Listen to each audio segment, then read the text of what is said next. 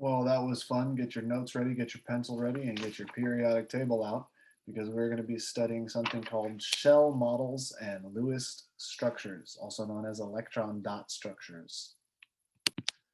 All right, students, so what we're doing is we're going to be learning about the shell model of the atom. And we're also going to be learning about a new and improved model called the Lewis structure. Wonder who that was named after. Sometimes scientists are a little bit conceited, if you ask me. This is also known as the electron dot structure.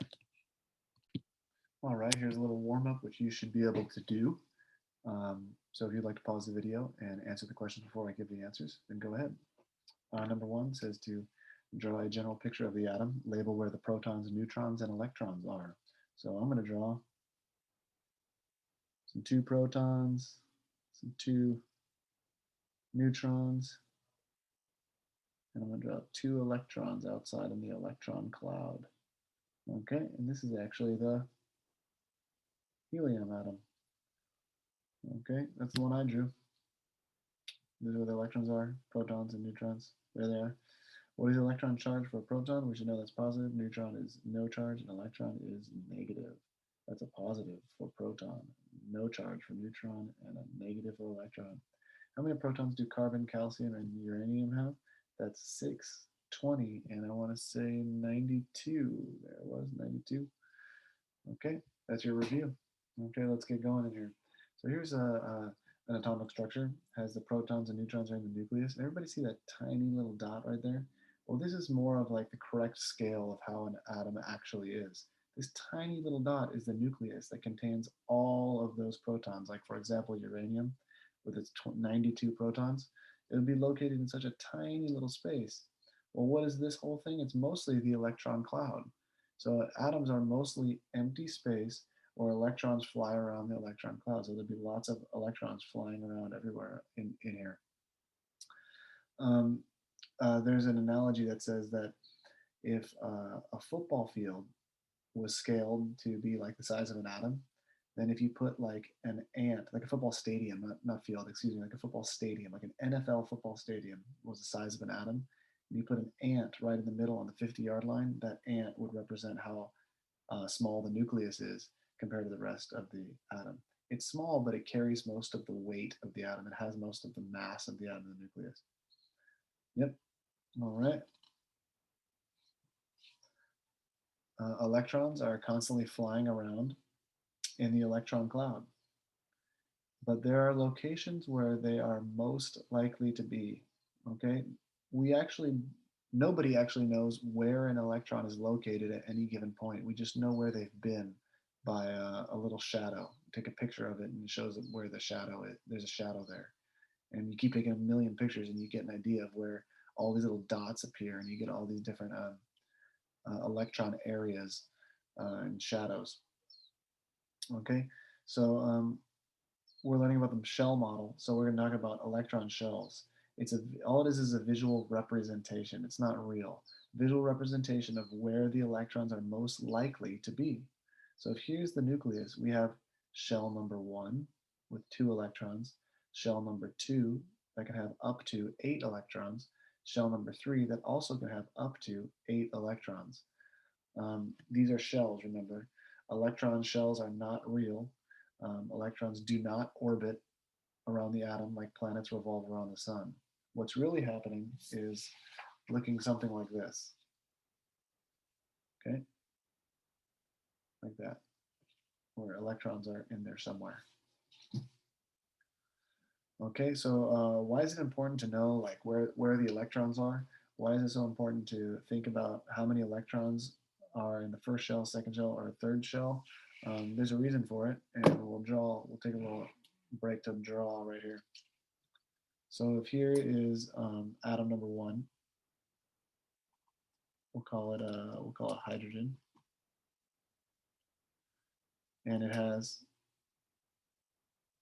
the one electron. And then here's another atom over here, chlorine, and chlorine actually has. Let me just do this for you. Oh well, yeah, we're going to change it to fluorine just because it's easier. Because I don't want to draw that many electrons. That's too many electrons to draw. So fluorine has the 2 electrons in the first shell, and it has 1, 2, 3, 4, 5, 6, 7 electrons in the second shell. Just kind of draw that, and you can imagine there's lines in between right there. Let's complete that real quick. I just didn't want us to get confused between the negative signs and like the circle. Okay. So when this atom gets in contact with this atom,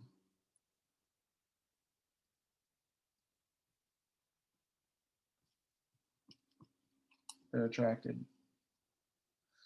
Okay. What's the first thing that touches? The first thing that touches is the electron cloud, not the nucleus. It's almost like the nucleus is safe in the middle, and the electron cloud is touching you. The electron clouds are touching. Okay, and this is actually the theory for chemical reactions, is that when atoms interact with each other, it's their electron clouds that are interacting with each other, and different things can happen, causing different chemical compounds to form. So in this situation, what will end up happening is fluorine, with its 9 protons in the nucleus, it's like a giant magnet in there, giant positive magnet. There's 9 of them. Put a little nine positives, and hydrogen only has that 1 positive in there. That's very bad. I should write. There's 1 positive proton in there. I should write the symbol for proton. 9 protons and 1 proton for hydrogen.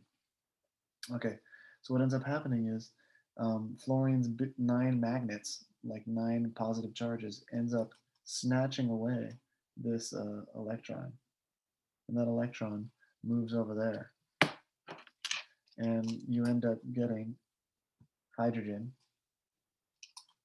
with just a positive charge because it's only a proton now. There's no more shells. There's no more shells on hydrogen. Then you end up getting fluorine with a -1 charge because it gained the electron from hydrogen. And then they come together to form the compound hydrogen fluoride, or hydrofluoric acid. Okay. Okay, so more about shell models. Okay, so these are the instructions on how to draw a shell model of an atom. You can write them down because we're going to be following them. So the number of shells an atom has equals, which is the same as the number of the row number on the periodic table the element is on. So we just did, for example, we did hydrogen, and if you notice, hydrogen's just on the first row. There's only 2 elements on the first row. So hydrogen only has 1 shell. And that's why we drew hydrogen like that, with just 1 shell.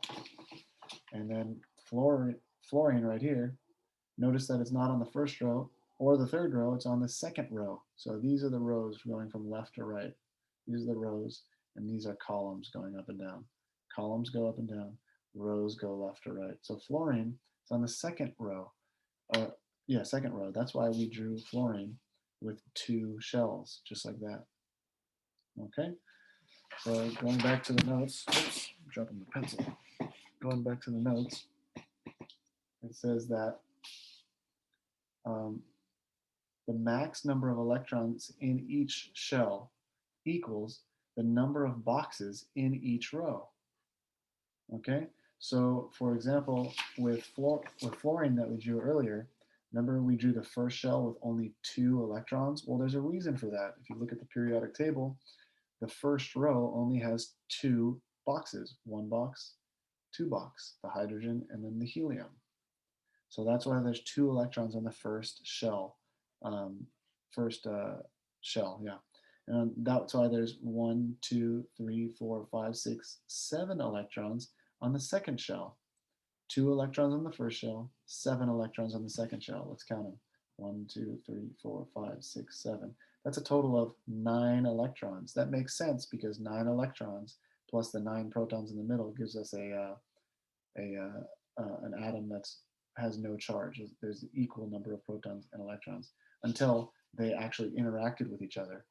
And then the fluorine took away hydrogen's 1 electron. And then they became ions. See down there, they became ions. Okay, so this all relates to ions too. Okay, so now we're going to practice drawing the shell models for lithium, nitrogen, and radium. Go ahead and push pause and try and do it on your own.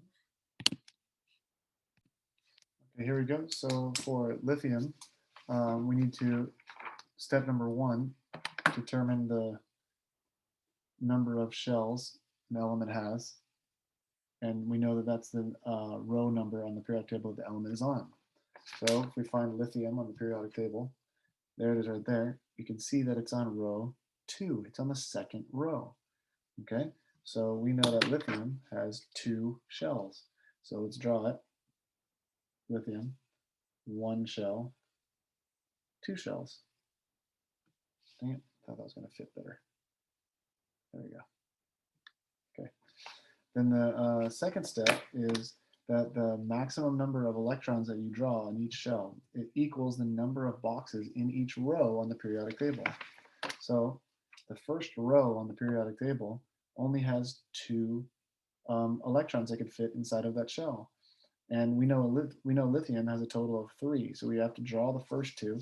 We just draw dots. We don't have to write the E minus like I did earlier. And then we go to the second row, and lithium has the first box. So that means there's 1 electron drawn, and that's lithium. Let's do nitrogen. That's the shell model. That was the shell model for lithium. I did not want to stay up there like that. Stay up there. Okay. Nitrogen. We find nitrogen on the periodic table, and we're following the rules right here. The number of shells on an element has equals the number of rows on the periodic table the element is on. So nitrogen is, where's nitrogen? There it is, number 7. We notice that it's on the second row. It's still on the second row, just like lithium was. So how many shells does it have? Well, it has 2. So here's N for nitrogen, and there's 1, 2. That's a weird circle. Okay, and then the next rule says the max number of electrons in each shell is the number of boxes in each row. So the first row still has 2 electrons in it. So we draw 2 dots in the first shell. It'll always be 2 dots in the first shell. Then next, nitrogen has, counting from left to right in the second row, 1, 2, 3, 4, 5 electrons in the second row. 1, 2, 3, 4, 5. Okay, and then it looks like that. And that's it. All right, now we're going to get to radium. Radium. Where's radium on the periodic table? Oh my gosh, this one's difficult to find. Where's radium? There it is, way down here. Wow. Oh my goodness. So step number 1, the number of shells an element has equals the number of rows, row number on the periodic table the element is on. So radium is way, can't even show it. It's way down here. So how many shells is that? That's 1, 2, 3, 4, 5, 6, 7. Oh man, this is gonna be really obnoxious. So there's a symbol for radium. Here's the first shell, second shell, third shell, fourth shell. Okay, how many is that? I don't even know. Okay, so this is annoying. Anybody else agree? Okay, good. If you like drawing that many circles, you got problems. Hey, fool, nobody likes to draw shell models. All right, that was fun. We've established that drawing shell models is a pain in the butt. See, drawing shell models for bigger atoms is a pain in the butt. So instead we draw bada bing, bada boom, Lewis structures. Lewis structures is the easier way to show electrons. Okay, so what Lewis structures are is drawing an atom and the valence electrons only. Uh-oh, that's a new word. Valence electrons, they're different than regular old electrons. So that's why I'm drawing attention to it. Valence electrons are just the electrons in the outermost shell. So uh, valence electrons are the ones involved in the chemical reactions most of the time. Okay, remember when we drew our atoms earlier? Our hydrogen, oops, excuse me, not a plus yet. So hydrogen with its one electron, and then fluorine with its 9 electrons.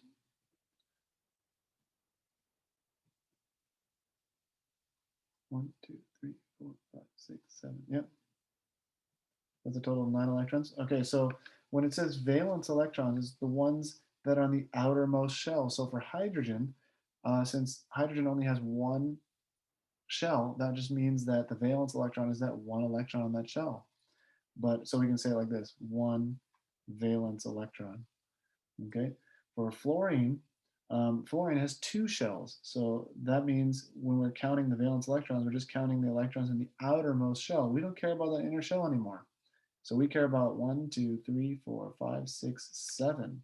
So 7 valence electrons is what fluorine has. Okay, that's different than the total amount of electrons. That's something that you need to make sure you note down, that the total amount of electrons is different than the valence amount of electrons.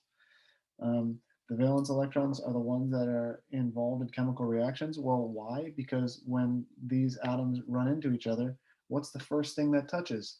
Well, now you can say the first thing that touches is are the valence electrons. Those are the first things that touch an atom. Okay, so valence electrons. Oh, we need to make sure we note this right here. Oops, excuse me. What was that? We're going to ignore groups 3 through 12 when drawing Lewis dot structures. Okay, what do I mean by groups 3 through 12? That's this whole section right here. This whole section right here. They're called the transitional metals, and I'll show you this periodic table. That whole middle section has new rules and different rules for Lewis dot structures, but all the other elements you can follow the same rules. Okay, so now let's practice drawing some Lewis dot structures. Radium doesn't seem that intimidating anymore. Remember, radium was in the seventh. The seventh has 7 shells, but how many electrons are in just the 7th shell? How many valence electrons does radium have? Well, just 2, the 87th electron and the 88th electron. So when you draw radium's Lewis dot structure, it'll look like this. Okay, there's a shell, and there's the 2 electrons, just like that. And we'll start on the top and go go clockwise. But actually, Lewis dot structures are even easier than this because you don't even have to draw the shell. So in reality, we're just making it super easy. We're just going to draw the 2 dots. 1, 2, and that's it. That's the entire Lewis dot structure. Okay, so let's try argon, and then you can try bromine. Okay, so argon, if I found it on the periodic table, it's one of those noble gases. It's AR, AR for argon. There it is, way over here. Now, we notice that argon is not on the first row or the second row, but it's on the third row. How many electrons does it have on the third row? Well, it has all of them on the third row. So we count from left to right. 1, 2, 3, 4, 5, 6, 7, 8. So it has 8 of them. So this is how you would draw them in the right order.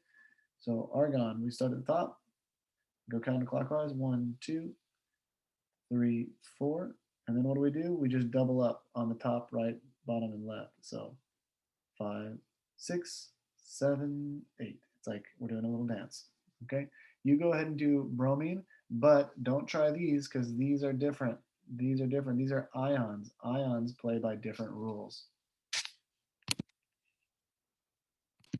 All right, there's your answer for bromine. It's written right there. What we're going to do is show you the difference between chlorine and chloride. So remember, chlorine, oops, why don't you want to write? So chlorine, I'll write it up higher. Chlorine has 7 valence electrons. How do I know it's 7? Because chlorine's in the third row. We count from left to right, and it's 7. So we draw it like this. 1, 2, 3, 4, 5, 6, 7, 8. Okay, that's chlorine. Let's write that. Chlorine Lewis structure. But if I want to write chloride Lewis structure, chloride has a charge of -1. So what does this mean? It has 1 extra electron. So chloride looks like this. Cl, the -1, and then we have 1, 2, 3, 4, 5, 6, 7, and 8. I'm going to go ahead and circle it. This is an extra electron. Why is there an extra electron? Because we have a -1 charge. All right, that's how it works. Can you try oxide and sodium ion on your own? I just realized I made a mistake, so I'm going to go back and fix it. Super important that you understand. Chlorine doesn't have 8 electrons. It's supposed to have 7. That's my fault. I got happy. I was like doing the chlorine dance, 5, 6, 7, 8, and started just drawing all of them. No, my fault. I got too happy about that. But chloride did the happy dance and it had all 8 of them. So chlorine, 7 valence electrons. Chloride has 8 valence electrons. Okay, everybody good? Go back and fix your notes. Okay, so oxide ion. You may have guessed we have oxide with a little -2 or 2-, doesn't matter how you write it. And oxide has 8 valence electrons. 1, 2, 3, 4, 5, 6, 7, 8. Oxide has 8 valence electrons because oxygen will gain 2 electrons to have the same amount of electrons as the closest noble gas, neon. So that's 8 positive protons, 10 negative electrons for a charge of -2, but it has a total of 8 valence electrons. Okay, the positive ions are actually the more difficult ones this time, because in a positive ion, sometimes the shell is lost. The most outer shell is lost, so then you have a new outer shell. Let me explain it. So here was sodium. Sodium's on the third row, and it has 1 valence electron. Okay, because it's in the first column, as 1 box on the third row. Okay, well, when sodium becomes an ion, remember when sodium becomes an ion, sodium loses its 11th electron, so it has the same amount of electrons as neon, 10.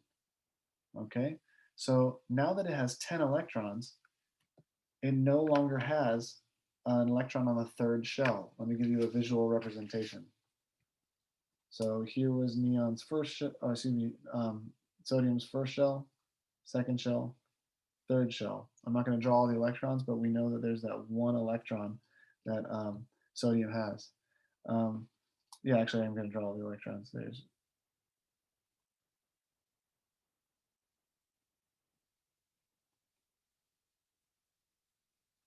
Okay, so there's all of sodium's electrons. Well, when sodium becomes an ion, remember that last electron leaves. There's no longer 11 electrons. It goes away. Okay, so now what we have is a sodium ion that looks like this. It doesn't have 3 shells anymore. It only has 2 shells. And look, that last shell, the outermost shell, now has 8 valence electrons, which means the Lewis dot structure for sodium looks like this.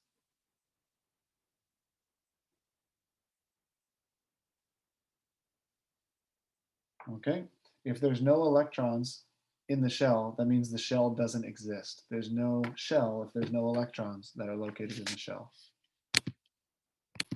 Check out my ID.